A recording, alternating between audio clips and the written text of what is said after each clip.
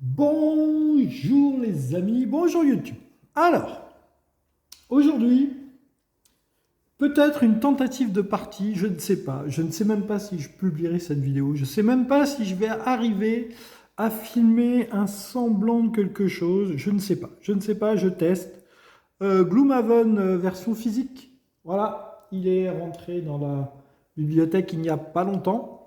Et donc ça coûte un rein, et donc il faut l'amortir, donc il faut y jouer, il faut y jouer, il faut y jouer. Et oui, il faut y jouer. Bah oui. Parce que si on considère que ça ne coûte pas trop cher, eh bien il faut y jouer en fait. Si vous n'y jouez pas, ça coûte énormément cher. Si vous y jouez beaucoup, eh bien ça ne coûte pas trop cher. Et pour y jouer beaucoup, il faut avoir de la matière. Et là, je dois dire que oui, il y a beaucoup de matière. Il y a je ne sais pas combien de scénarios. Je crois que j'ai arrêté de compter à 90 scénarios, quelque chose comme ça. Ils ne sont pas tous jouables parce qu'il y a des embranchements, etc. Mais enfin bon, c'est gigantesque. Au niveau du matériel, c'est gigantesque. Au niveau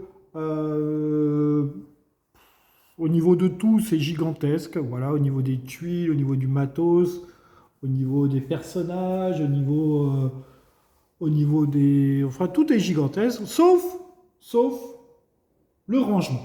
Alors oui, le rangement pour ranger Gloomhaven. Donc voilà ce que ça donne. Je vous fais un petit panorama. Là, j'ai fait en sorte de vous présenter le premier scénario que tout le monde a vu et revu, mais c'est pas grave. On va rejouer ce premier scénario parce qu'en fait, à la limite, vu comment chacun le joue, eh bien, l'aventure est différente, n'est-ce pas?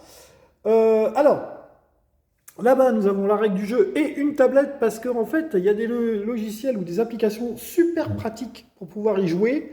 Et avant de pratiquer ces logiciels, je voulais quand même essayer le jeu physique entièrement. C'est-à-dire, bah, oui, je vais tirer les cartes, je vais bouger les compteurs de points de vie, les compteurs d'expérience, etc. Oui, oui, on va tout bouger.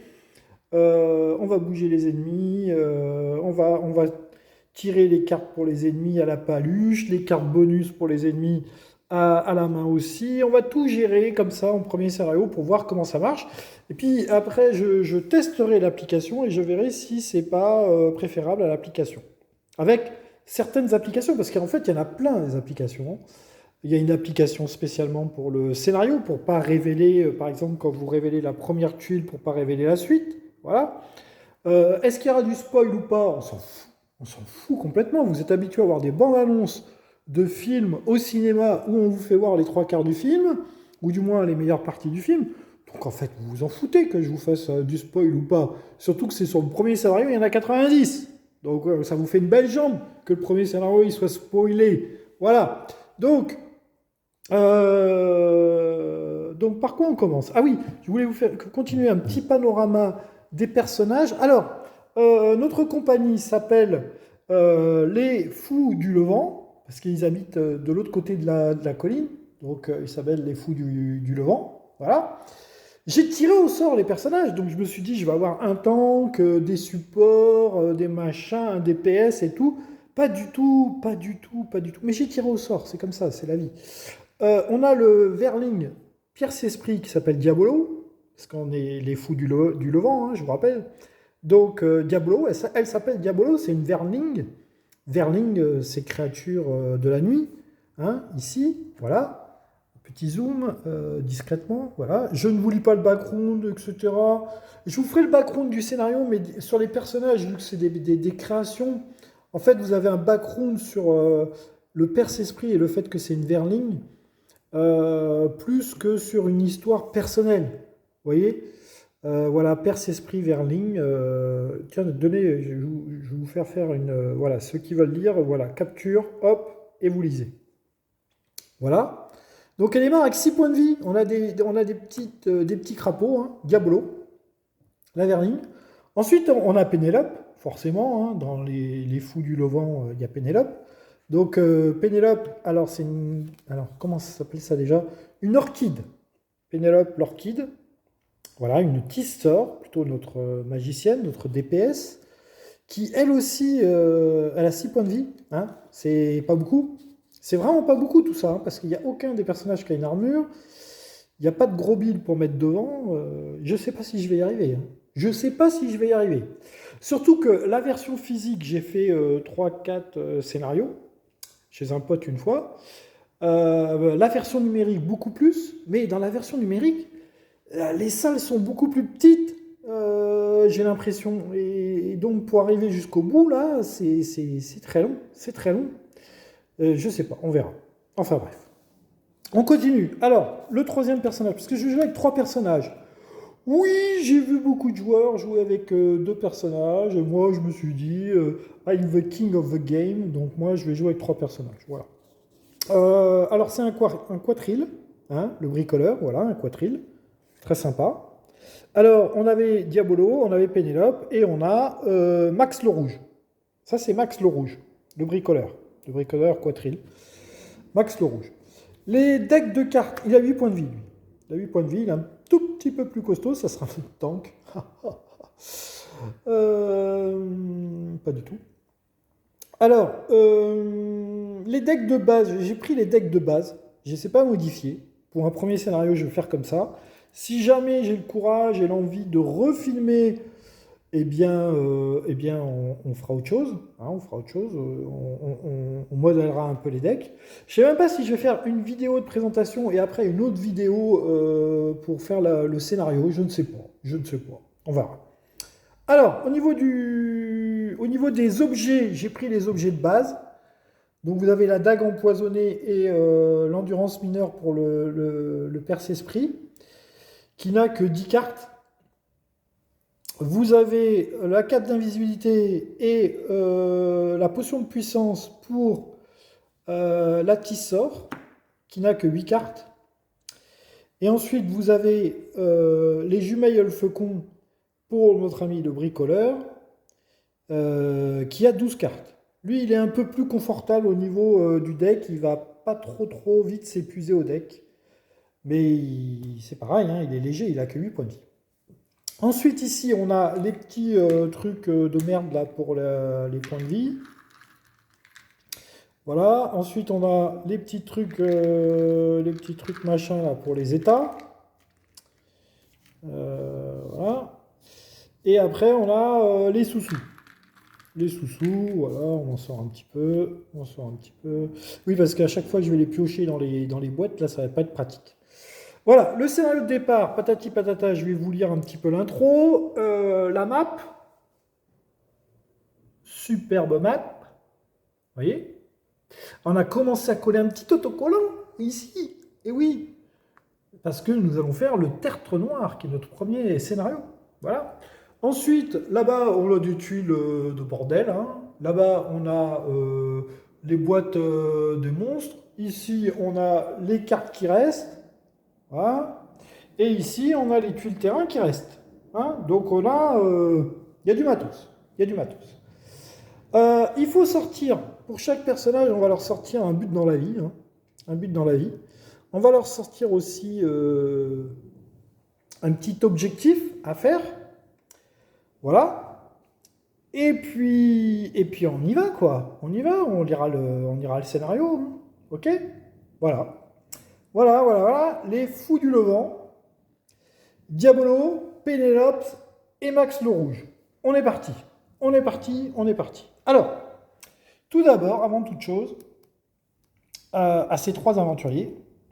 Alors, ils sont là, hein, ils sont déjà rentrés dans le scénario. Ne vous inquiétez pas, je vais tout vous expliquer. Enfin non, je vais pas vous expliquer grand-chose, c'est pas une vidéo règle. Ou du moins, ceux qui veulent découvrir le jeu, ils vont le découvrir pendant que je joue.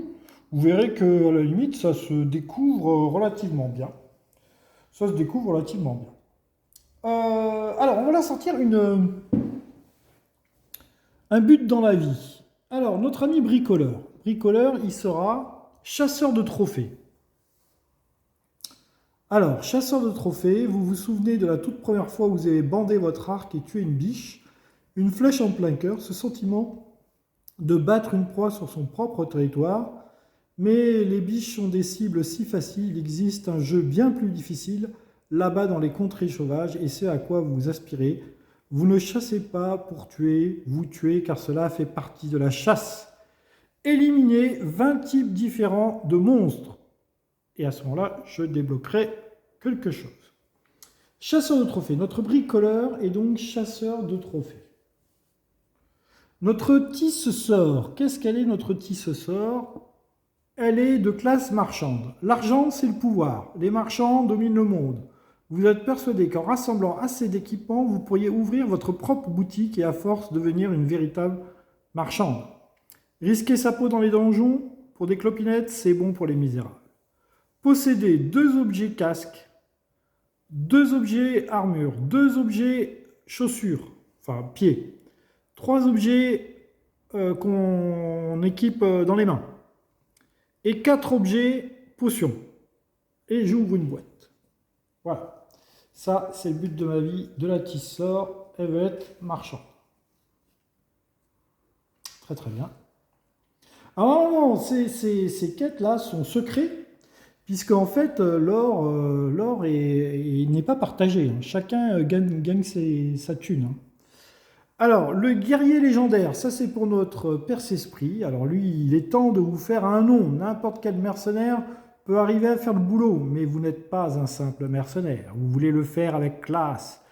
Et que les bardes chantent les laits de vos combats dans les tavernes du monde entier. C'est quand vous partirez.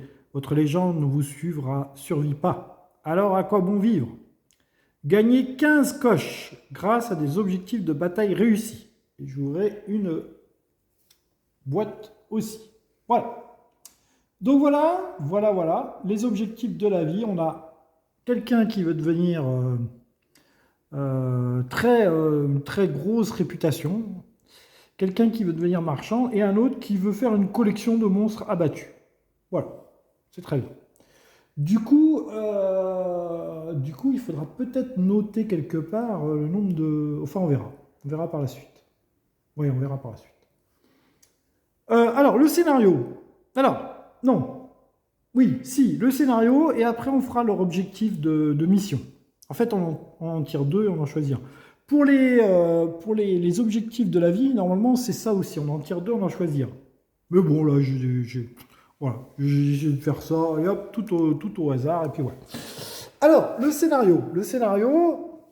Alors, au début, on est à Avrenuit, une ville, n'est-ce pas? Quelqu'un vient nous voir pour nous proposer du boulot. Ça, c'est du classique de chez classique, mais bon, c'est la vie. Alors, il faut bien que tout le monde mange. Quelles que soient les raisons qui vous ont poussé à venir à Avrenuit, si loin aux confins du monde, elles ne changent rien au fait que vous ne pouvez pas vous battre l'estomac vide. Ainsi, lorsque vous êtes abordé au lion assoupi par une valrate nommée Jetk-Serat, drapé par une cape rouge et arborant assez de bijoux en or pour payer vos repas pour les 10 prochaines années, vous décidez d'écouter attentivement ce qu'elle a à vous dire. Et lorsqu'elle vous propose 10 pièces d'or pour traquer un voleur et récupérer les biens qu'il lui a dérobés, vous vous dites que c'est une raison comme une autre de dessouler et de commencer à régler votre ardoise. Ce brigand m'a subtilisé des documents importants, vous prévient la négociante à la peau rouge, sa queue fouettant le vide de colère. Je me fiche de ce que vous ferez de lui, mais rapportez-moi mes affaires. Voilà. Grâce à la description donnée par Xerat, et après une conversation musclée avec quelques voyous des ruelles avoisinantes, il vous a été facile de trouver la planque du voleur et de ses compères. On ne devient pas mercenaire dans une ville comme Avrenuit sans savoir comment briser quelques crânes. Ainsi, vous devez vous rendre au Tertre Noir, un nom charmant. Et donc là, on le voit sur la carte. Avrenuit, c'est ici, et le Tertre Noir, c'est juste au nord, voilà, très près de Avrenuit. Et donc, j'aurais pu faire un événement de ville, et j'aurais pu faire un événement de route. Du moins, je vais faire un événement de route, ça, j'ai pas trop le choix. Et l'événement de ville, je peux éventuellement le faire, ça me donnera ou un avantage ou un désavantage.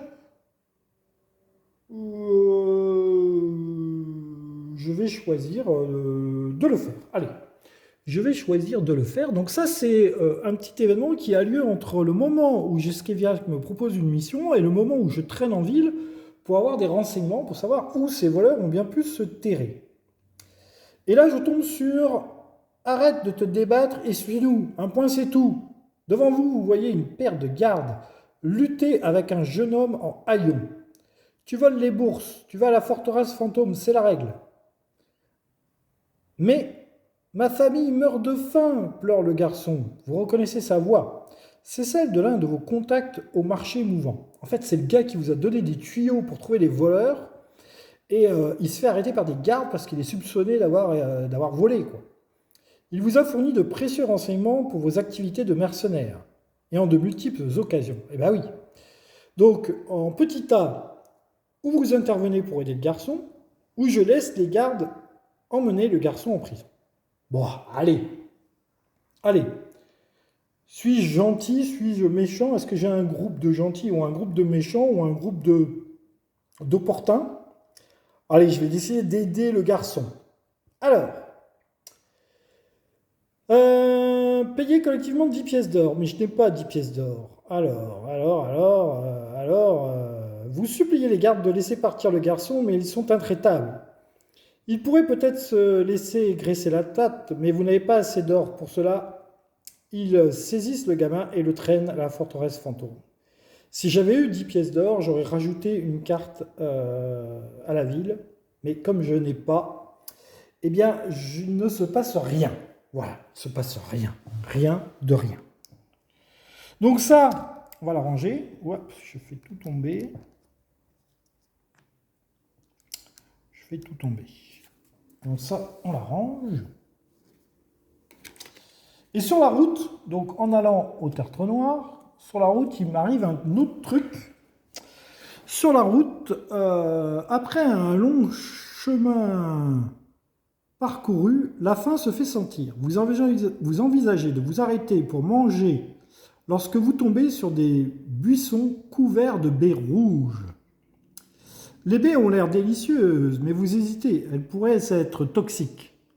Alors moi, on m'a toujours dit, des fruits rouges petits dans des buissons, autant dans des arbres, ça peut ressembler à des pommes, des trucs comme ça, autant dans des buissons, c'est des trucs là pour les serpents là. Non, moi je mange pas ça là, c'est plein de venin et tout ça là. Non, moi j'évite de manger les baies. Voilà, j'évite de manger les baies. Alors, ne voulant pas prendre une décision regrettable, vous vous abstenez de manger les baies et continuez votre route, aucun effet. Je lis même pas le truc, si jamais j'avais mangé les baies. Ça ne m'intéresse pas, je ne veux pas le savoir. Comme ça, j'ai pas de regrets. Vous voyez? Voilà. Alors, maintenant, on va choisir. Alors oui, ceux qui sont pressés, ceux qui veulent des vidéos rapides, ceux qui veulent des youtubeurs, vous savez, là, qui coupent, qui zappent,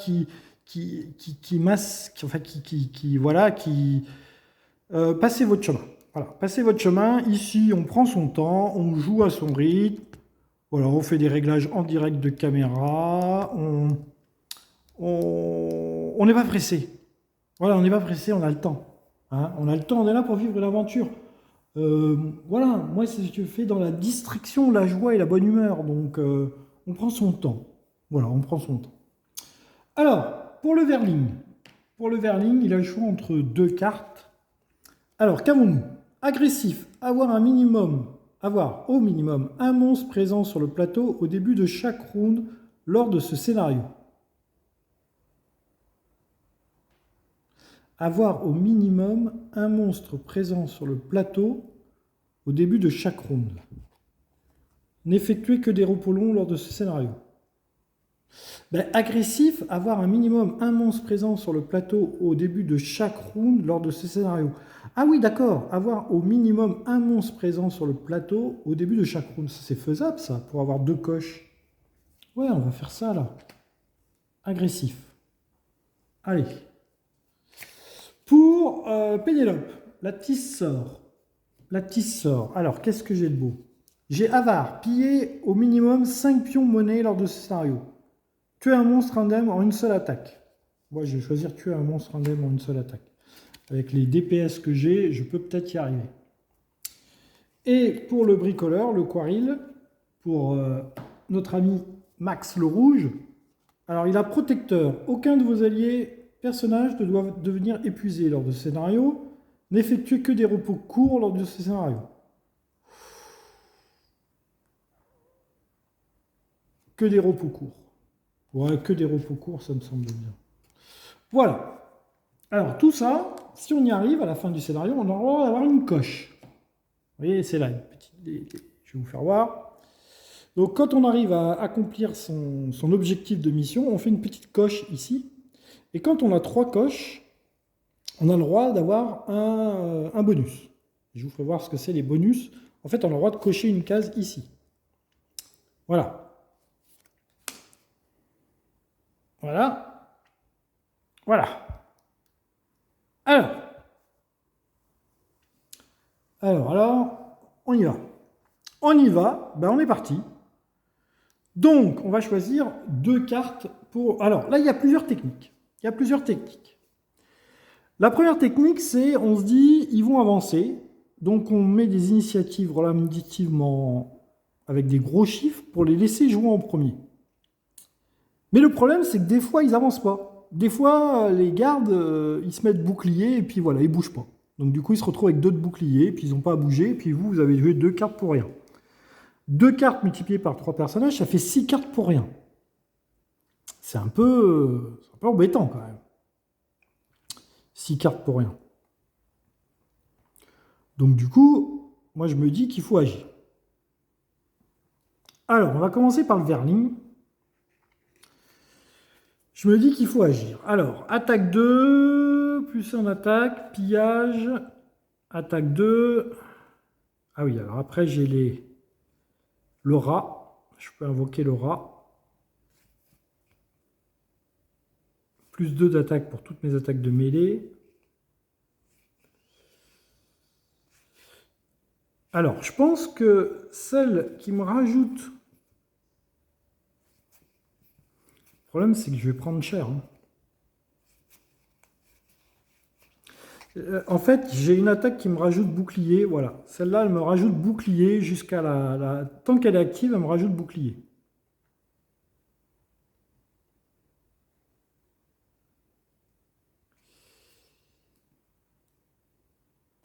Et ça me fait attaque 1 point d'XP.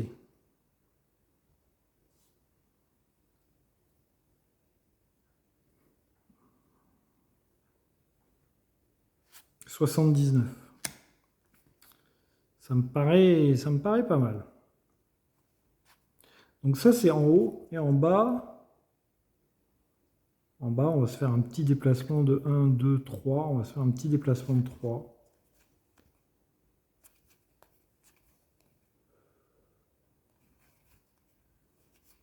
J'ai pas de déplacement de 3. Ah, j'ai un déplacement de 4.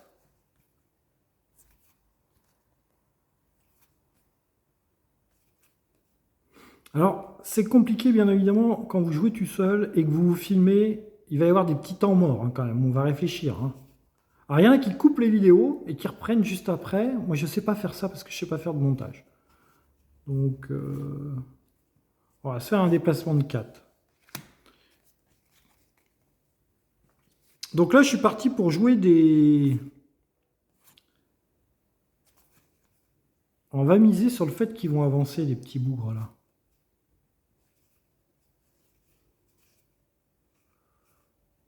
Voilà, on va faire ça. On va faire ça pour le perce-esprit. Et donc, le perce-esprit, on va lui mettre un 82 d'initiative. Notre tisse-sort, elle est ici. 1, 2, 3. Ça, c'est très bien. Cible 3. Alors, elle a une carte qui lui permet de reprendre ses cartes. Ouais, elle va démarrer par le truc qui fait un maximum de dégâts. Et ensuite, soin 4.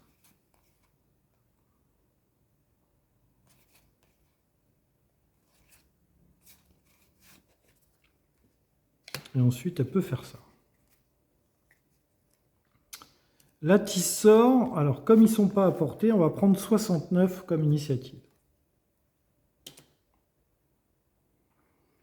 Et enfin, mon petit bricoleur. L'heure, peut-être pas maintenant.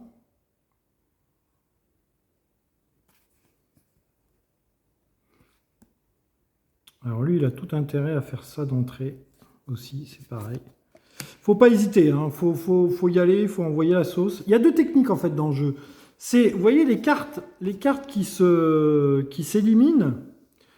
Il y a deux techniques. Ou vous dites, je les garde jusqu'à la fin. C'est-à-dire qu'au début de partie, au début du scénario, j'essaye de jouer mes cartes soft, on va dire. Mais le problème, c'est que les gardes, ils ont quand même 6 points de vie. Hein. Les gardes, ils ont quand même 6 points de vie. Et vous dites, je joue mes attaques soft et je vais tuer les gardes sans gaspiller mes cartes, c'est-à-dire en les recyclant. Mais le problème, c'est que si vous faites ça, vous pouvez perdre beaucoup de tours dès la première salle. Et après, vous allez arriver à la fin avec des cartes, certes, seront puissantes, mais il vous en restera pas beaucoup. Et pour peu que vous soyez maudit, empoisonné ou quoi que ce soit, et qu'il vous faut des petits temps de repos, etc., vous n'allez pas y arriver en fait. Vous n'allez pas y arriver, vous allez arriver complètement essoufflé à la dernière salle, et vous allez crever comme une merde, quoi. Voilà. Donc moi, je suis d'avis à envoyer la sauce d'entrée. Voilà, vous voyez, attaque 3, voilà, il y a une bonne portée, etc. Là, il y a un groupe, vous voyez, ça, je pourrais peut-être même le faire d'entrée, vous voyez. Bon, sauf que lui, il est là. Ouais, il peut s'avancer d'une... Il faut qu'il se mette au contact. Dans portée 3, c'est bon. S'il avance d'une case, il peut faire ça d'entrée, vous voyez. Donc lui, il aurait plutôt tendance à faire ça et à le faire le plus vite possible.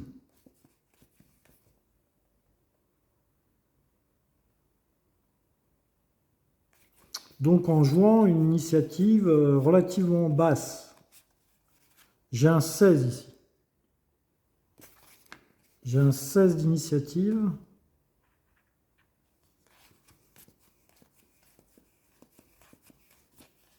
Ouais, j'ai un 16 d'initiative. Il faut qu'il avance d'une case. Hein. On va faire ça. Donc mon Quarry, il va jouer en premier. Puis les autres, par contre, ils joueront après. Donc j'ai 16. Alors comment on va faire pour que vous puissiez voir?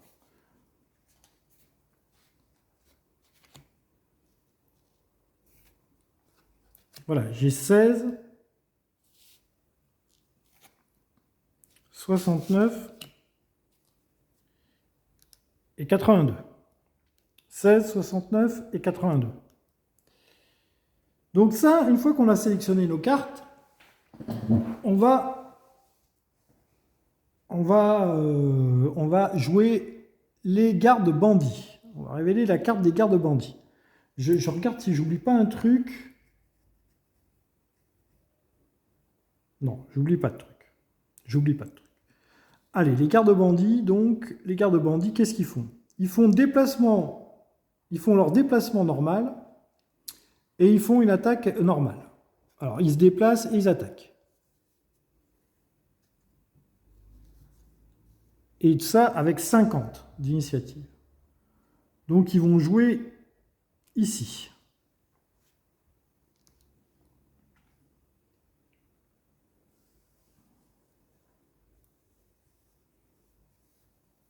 Alors, ce sont que des gardes blancs, comme on dit, blancs normaux. Il n'y a pas d'élite dans cette salle, du moins pour un scénario avec 3 personnages. Scénario de force 1 avec 3 personnages. Attention, je mets des warnings. Parce que normalement, quand on joue en solo, comme on connaît les cartes qu'on joue, ils estiment que normalement, il faudrait monter la force du scénario de 1 niveau, c'est-à-dire à 2. En fait, on devrait faire un scénario niveau 2 et pas un scénario niveau 1. Vous voyez, moi, j'ai mis des bandits qui sont niveau 1 pour un scénario de force 1.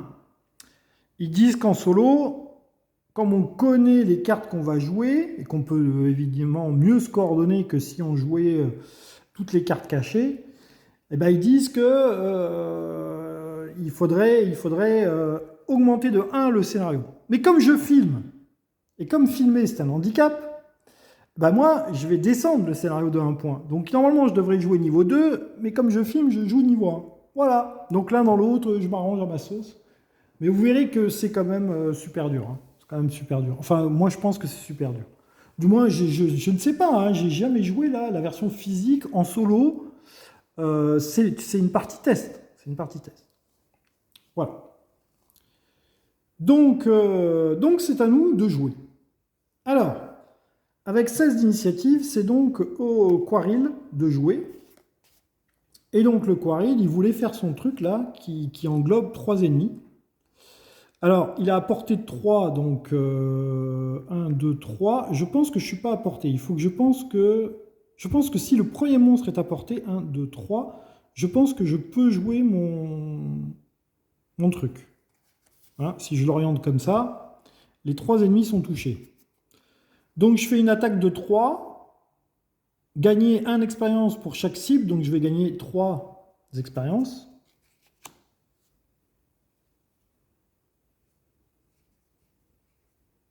XP. Et je vais donc tirer un bonus pour chacun. Alors pour le 1, ça sera plus 1. Donc le 1, il prend 4 dégâts.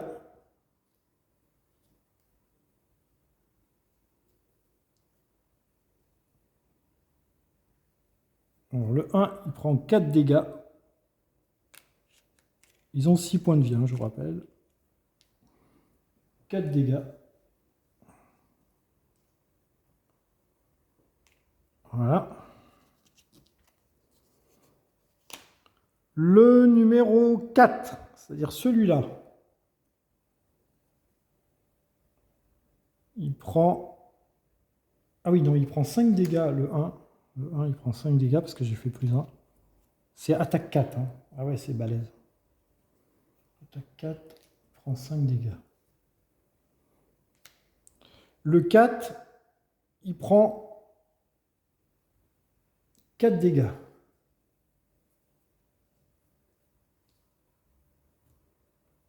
Le 4, il prend 4 dégâts. Et ensuite le 6, le numéro 6,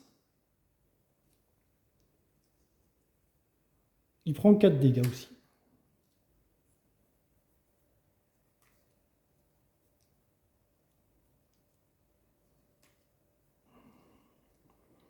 Le 6, il prend 4 dégâts.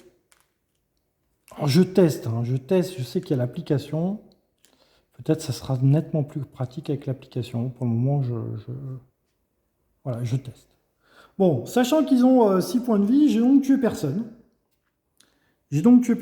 Cette carte-là, elle part dans la dépouille, elle est perdue. Je vais la mettre comme ça. Et ensuite, il me reste ça. Il me reste ça où je peux faire un déplacement de 6, mais je repère une carte. Non. On a dit qu'ils faisaient quoi? Ils se déplacent de 2 et ils attaquent de 2. Ah non, ils se déplacent de 3. Ah ouais, ils sont rapides. Ah ouais, ils sont rapides les gardes là. Ah ouais, ils se déplacent de 3. Ah mince. Bon, bah non. Je vais pas faire de mouvement. Attends, ils se déplacent de 3. 1, 2, 3, 1, 2, 3. Ouais, parce que là, ils vont 1, 2, 3. Il y en a 2 qui vont viser mon Quaril. 1, 2, 3. 1, 2, 3. 1, 2, 3.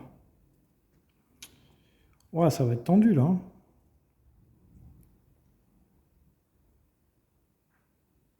Après, 1, 2, même si, là, je peux pas m'y mettre. Je peux me mettre là éventuellement. Ouais, mais je me prends 2 attaques quand même. Bon, ben, je vais rester sur place. Donc ça, je ne l'utilise pas. Ça, par contre, ça va dans la défausse.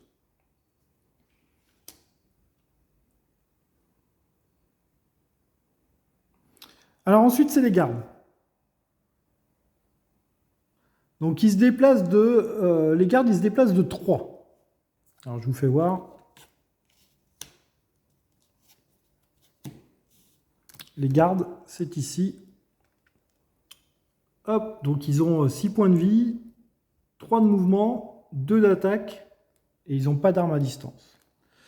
Donc les gardes, ils se déplacent de 3. Alors on commence par le 1. Le 1, il fait 1, 2, 3, et il tape sur mon Quaril, puisque c'est celui qui a la plus basse initiative. Et il tape, il fait 2 de dégâts. 2 de dégâts. Mon Quaril va prendre 2 de dégâts. Il passe à 6. Ok. Le 2. Le 2, il est là. 1, 2, 3. Le 3. Le 3, il est là. Il fait 1, 2, 3. Il était là. 1, 2, 3. Il se met là. Parce que ces deux-là vont se mettre. Et il tape le perce-esprit. Une attaque de 2. 3 de dégâts. 3 de dégâts. Il a perdu déjà la moitié de ses points de vie. J'avais pas vu qu'il se déplaçait de 3.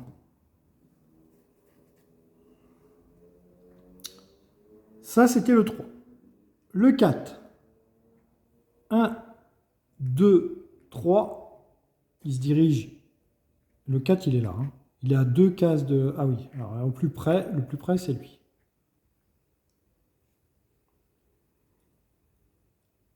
Ouais, le plus près, c'est lui. Ils vont d'abord vers le plus près, l'ennemi le plus près, et ensuite, s'il y a égalité, celui qui a le moins d'initiative. Donc, c'est mon Quarry.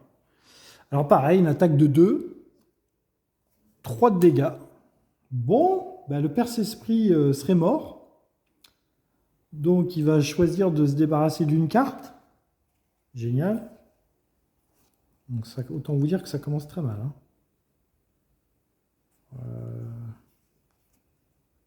Ça commence très très mal.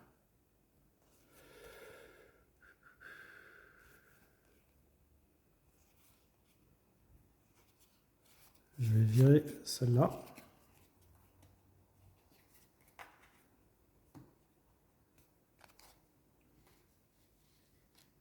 Voilà.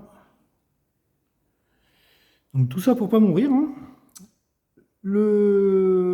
Ah mais c'était le 4. Bon, je vais faire le 4 maintenant, c'est pas grave. Je fais le 6, je sais pas pourquoi je fais le 6. Le 4, de toute façon, il attaque le Quaril. L'attaque de 2. Plus 2. Ça fait 4 de dégâts. Il se retrouve avec 2 points de vie.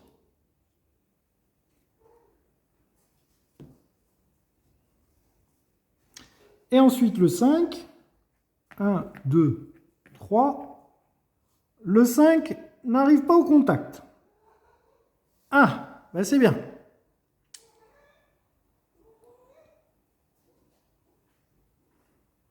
Donc du coup, maintenant c'est la tisse-feu. C'est elle.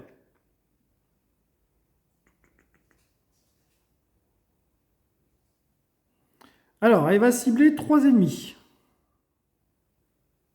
On va cibler bien évidemment les 3 qui ont déjà été entamés. On va leur faire une attaque de 3. Et on va gagner 1 pour chaque adversaire qu'on aura réussi à tuer. Non, à toucher. C'est une carte qu'on défausse, qu'on élimine.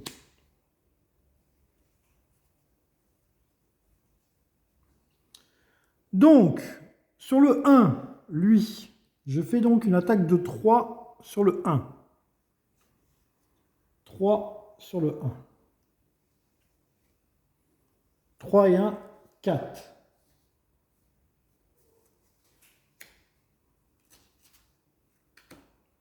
Donc, le 1 est mort.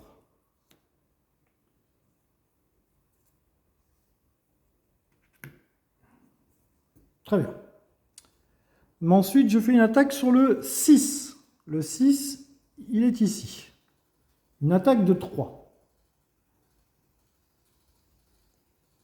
3 moins 1, 2. 2 sur le 6. Il avait pris 4. Donc 5, 6, il meurt. Je vous signale que j'ai balancé mes 2 plus grosses attaques. Hein. Mais bon, on n'a pas trop le choix.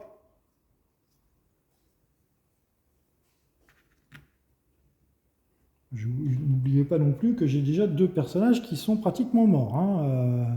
3 de dégâts pour 3 points de vie pour l'un et 2 points de vie pour l'autre. Hein. Ensuite, la troisième cible, c'est le 4. Pareil, il a pris une attaque de 4.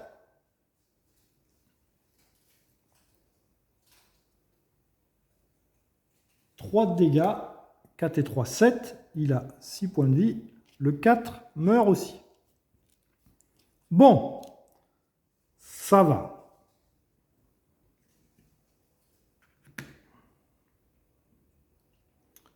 Ensuite, il me reste l'action du bas. L'action du bas, j'ai une attaque de 2 à portée 2. On va la faire sur le 3. Attaque de 2 à portée 2. Donc une attaque de 2. 2 moins 2, ça fait 0. Je lui fais 0 de dégâts. Eh ben, c'est pas grave, je lui fais 0 de dégâts. Mon petit Verling, mon petit perce-esprit. Alors, mon petit perce-esprit, il va jouer ça. Une attaque de 1. Une attaque de 1, mais qui me donnera bouclier pour mes prochaines attaques. Où je fais le rat.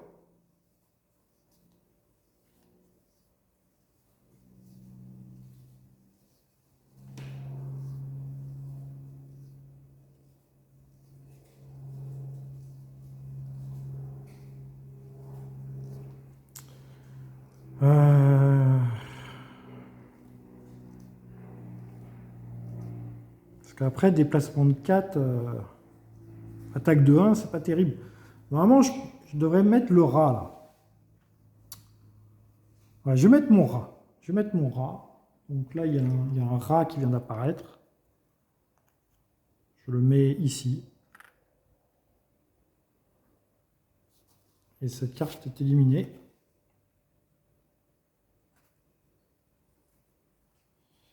C'est déjà ma deuxième carte éliminée. Donc ça, j'ai joué l'action du haut. Je peux faire l'action du bas. Je pourrais bouger. Alors je ne sais pas par contre, confusion. Je ne sais pas si confusion, ça marcherait jusqu'au prochain tour. Ou si ça marche que pour ce tour-là.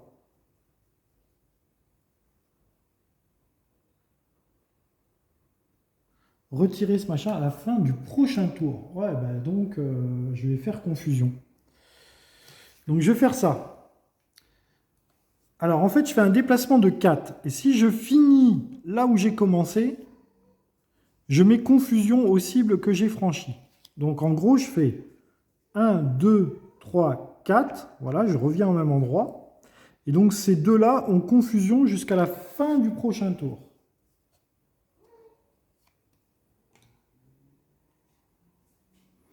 Donc, le 3 et le 5 ont confusion.